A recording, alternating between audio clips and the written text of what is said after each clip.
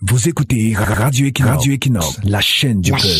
La chaîne du peuple. Bonjour. À quelques jours de l'ouverture officielle des élections présidentielles, si les propriétaires exclusifs du Cameroun ne reportent pas les choses, les gens ne veulent pas savoir si Paul Biya sera candidat ou non.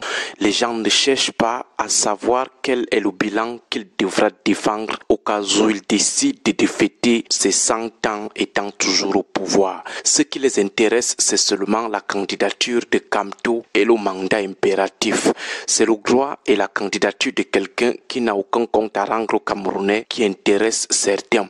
Nous avons un président sortant dont les signaux physiques ne rassurent pas beaucoup. Même dans son camp, tout le monde est stressé, c'est d'autant plus qu'ils n'ont pas sous la main une pièce de rechange. Mais les gens ferment carrément les yeux sur son cas pour seulement devenir juriste des candidatures de l'opposition. Le RDPC qui doit l'investir n'a plus tenu de congrès depuis 2011. Ces cadres ont du mal à vous dire s'il sera candidat ou pas. Tous vous parlent seulement de son statut de candidat naturel. Après ça, ils n'ont plus rien à vous dire parce qu'ils ne sont au courant de rien d'autre. Ce qui trahit une certaine impasse. Mais bizarrement, ce qui préoccupe les Camerounais, c'est le mandat impératif. Les médias sont dans la même danse. Au-delà des histoires de candidats naturels, est-ce que Paul Biya sera encore candidat? Au regard des signaux physiques inquiétants qu'il nous lance, est-ce qu'il est prudent qu'on lui confie encore les rênes du Cameroun pendant 7 ans? Cette question n'intéresse pas les présentateurs des débats du dimanche.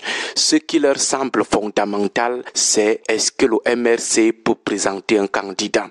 Les universitaires spécialistes du mandat impératif ne s'intéressent pas à l'éligibilité de Paul Biya au sein de son propre parti. Ils ne demandent pas de duel pour débattre de l'expiration du mandat du président national du RDPC pour édifier l'opinion sur la plainte de ces militants contre Paul Biya. Le congrès doit se tenir tous les 5 ans et c'est le congrès qui élit le président national qui est candidat naturel. Or, depuis 2011, le RDPC n'a plus tenu de congrès. Ça fait donc déjà près de 14 ans.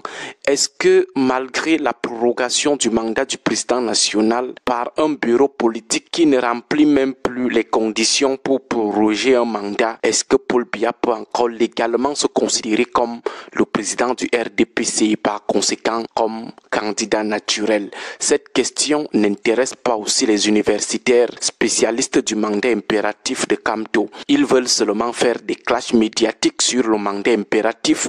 Pourtant, tout le monde sait que ce pays peut basculer à tout moment si jamais l'avenir de Paul Biya à la tête de l'État est bousculé ou hypothéqué. Tous les rapports des organismes internationaux qui s'intéressent à l'avenir politique de notre pays sont quasiment formels sur les risques d'instabilité très chaotique après le départ de Paul Biya. Il parle de la déflagration sociale et sécuritaire. Certains évoquent même des risques de guerre civile. Ce qui devient naturellement clair que l'avenir de Paul Biya à la tête de l'État est plus que préoccupant et mérite par conséquent plus de réflexion, ne serait-ce que pour prévenir cette crise potentielle que prédisent les organismes internationaux.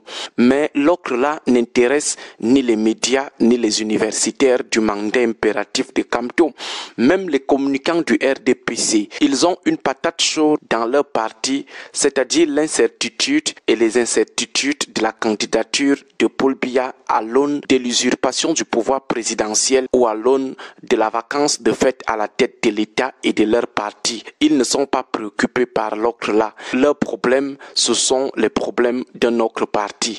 Nous sommes à quelques jours de l'ouverture des élections présidentielles. Ils ne défendent pas le bilan de leur champion. Un candidat sortant, c'est d'abord la défense de son bilan par ses communicants. Mais ce qui intéresse les communicants du RDPC, c'est la candidature de leur principal adversaire. Au lieu de chercher à convaincre les électeurs, ils passent plutôt leur temps à se battre pour éliminer leur principal adversaire. Ils ont un bilan chaotique très alarmant qui les expose d'office à une sanction sans concession du peuple camerounais. Au lieu de voir comment sauver ce qui est sauvable et espérer le vote des Camerounais, ils s'investissent plutôt dans l'élimination de leur principal adversaire. La campagne électorale du RDPC serait alors l'élimination de son principal challenger. La stratégie stratégie politique du RDPC pour gagner les élections de 2025 serait alors l'élimination de Kamto. Dit autrement, pour gagner les élections de 2025, le RDPC mise beaucoup plus sur l'élimination de la candidature de son principal concurrent.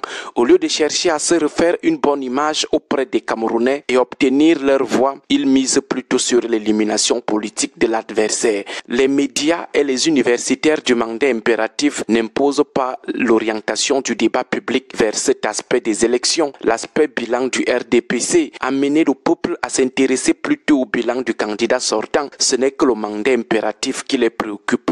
Il faut quand même avouer que nous avons notre façon bizarre de faire la politique. Agréable week-end à tous. Radio Equinox 93 FM, la chaîne du peuple. 93 FM, la chaîne du peuple. La chaîne du peuple.